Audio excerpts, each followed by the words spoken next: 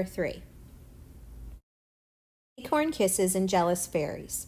The night lights were still burning when Mr. and Mrs. Darling left the house, but even a night light gets tired sometimes. It is an awful lot of work, as you might imagine, trying to stay bright and shiny all the time.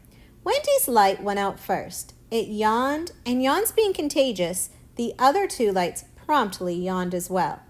Then, before any of the lights could close their mouths, all 3 went out from the resulting breeze. The children's room, however, was still not dark. A strange blinking glow came from within a water jug. Inside was a fairy, no bigger than your hand. Her name was Tinker Bell, and she was in the jug looking for Peter's shadow. Peter appeared next. "Tink," he called softly, "is my shadow in that jug?" "No," Tink replied, emerging. When Tinker Bell spoke, it sounded like bells. It was a special fairy language that only Peter and his boys could understand. Tink told Peter that she had just spotted his shadow in the chest of drawers. Peter threw open the drawers, piling the clothes in a heap on the floor, and found his shadow. Grabbing it, he tried to slip it back on like a pair of pants, but it would not fit. He tried to put it on like a hat, but it jumped off his head. His shadow, it seemed, did not want him back. Peter sat on the floor and started to cry.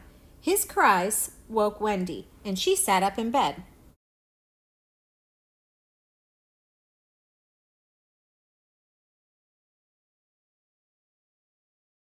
"Excuse me?" she asked politely. "Who are you?" "I'm Peter Pan," he said. "Who are you?" "My name is Wendy Darling.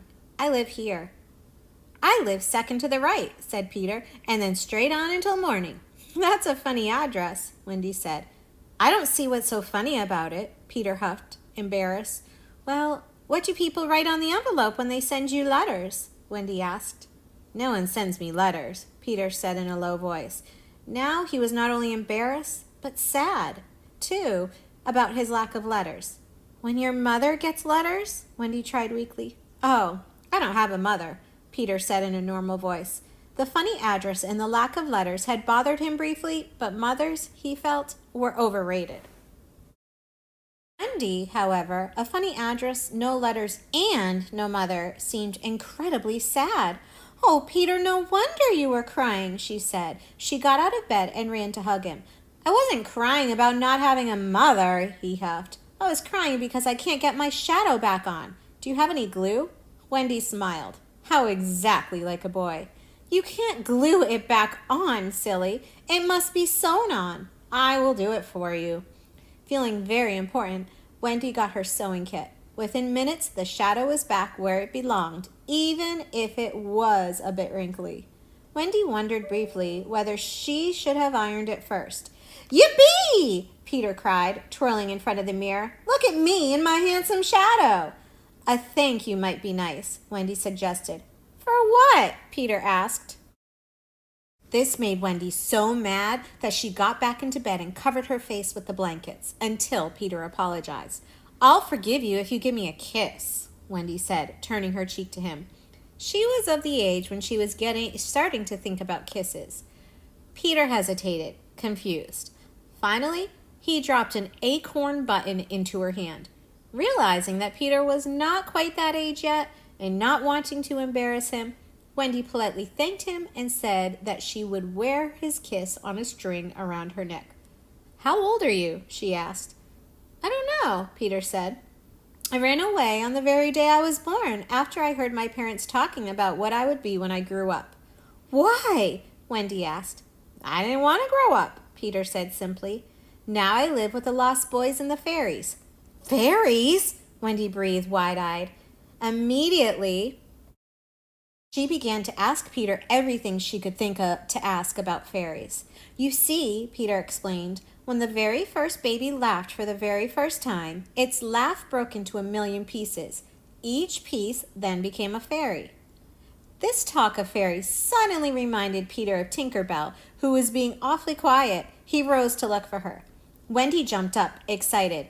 "Do you mean to say there is an actual fairy in this room?" They both listened for her, but all Wendy could hear was the tinkle of bells. "Oh, that's Tink. That's fairy language," Peter frowned, "and it seems to be coming from inside the chest of drawers."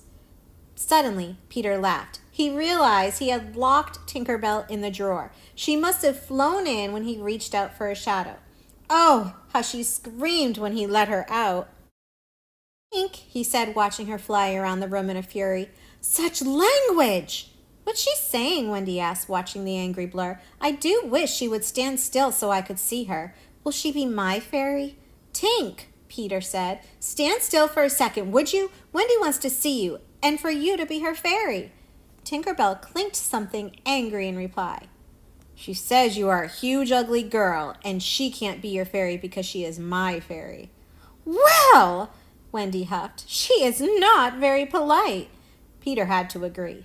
Since Tinker Bell wasn't cooperating, Wendy turned her attention back to Peter. She had so many more questions for him. He told her all about the lost boys who had fallen out of their strollers when they were babies and had never been claimed. I'm their captain, he said. Fun, Wendy replied. But are there no girls on the island? Oh no, Peter replied. Girls are too smart to fall out of their strollers.